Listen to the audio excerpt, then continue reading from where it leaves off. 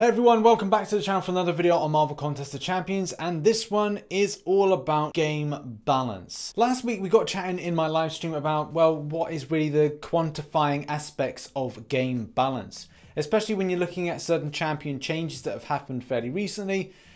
For example, Mr. Sinister, Ghost Rider, which is obviously the focus of this particular post here, and the description changes for Domino. When a new champion is put in the game, you really hope that the developers do test out thoroughly on things like masteries and also different types of difficulties in game to make sure champions, well, Kabam would hope that champions won't be damage outputting huge amounts, therefore making the quests more easier for people to get through.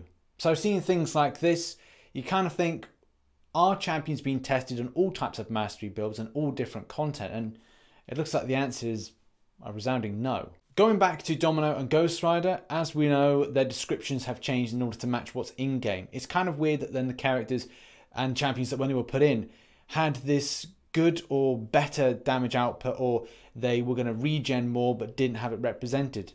But it's now a case that that is now changed in line with that. It can't be a case that we get changed back, because that's, again, the code words of today: balance. And just briefly going back to the situation of Domino as well as Ghost Rider, those were based on description changes. But Ghost Rider for the last 2.5 years hasn't been getting the full extent of what he was labeled to have from the very beginning. And with Domino, it was a case that something didn't work. They then found that it was too powerful and it was damage outputting a huge amount. Maybe not close to Mr. Sinister's initial release, but still enough that Kabam went, this needs to work with game balance and we need to cut it off here. I understand Kabam are human, and obviously developers and creating characters is a case of like when they make an oopsie, it is reflected by a lot of people see and feel that oopsie. Even a case of like people that have invested in champions, and that's another argument for another day, whether or not it's of value to invest your resources into a champion that could theoretically change with whatever's described as game balance. The fact is, testing characters out prior to release is incredibly important. And what are the checklists for testing champions? Well, I don't know. I would really hope that Kabam, if have not learned lessons, should put lessons in place to go, okay, so if we tested against this mastery build, suicides? Yes. Have we checked against this type of mastery? Yes.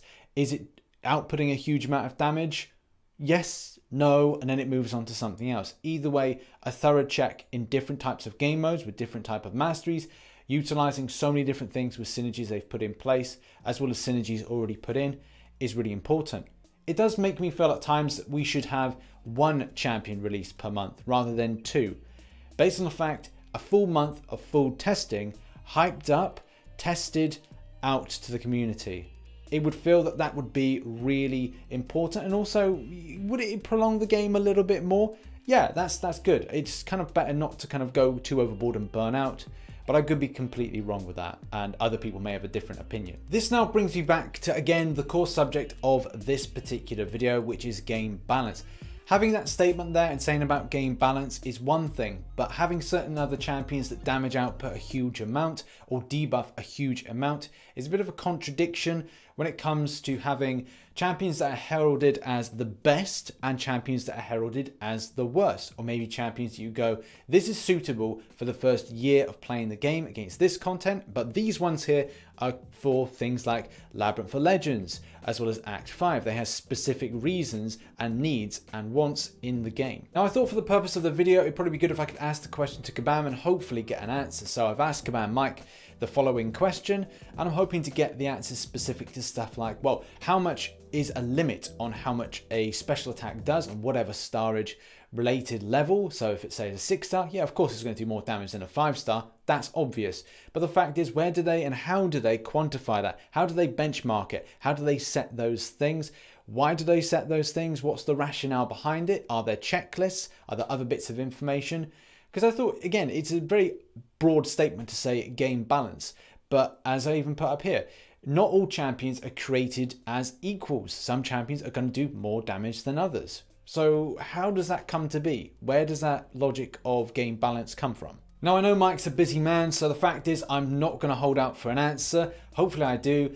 I'm going to give him a week. So this video was going to be recorded last week and then probably released this week. So that may be his answer up there.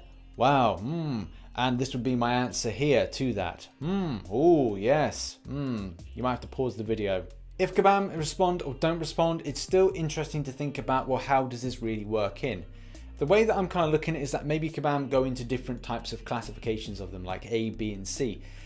Champ A being like, okay, so this champion does huge amounts of damage through doing an SP2, a special attack damage. And it could be something like Cap Infinity War. And then there could be other champions which will do huge amounts of damage based on debuff effects. Some over time, like Void, some that are very instant, like Archangel, huge bleed damages, like Blade. Is there a C where different types of effects benefits different types of champions? Or maybe it's a case that champions go into A, B, and C. Either way, it's still very interesting to find out. If I do get a response, then I will put it into the video, but if I don't, then it won't be in there. And I really hope we get a response, because I'd really like to find out more about the whole aspect of, well, what and how do you quantify and benchmark game balance? So now throw this over to you, whether or not we have the answer or not from Kabam Mike. Put it in the comment section. What are your thoughts on this? The whole subject of game balance, quantifying it, benchmarking it.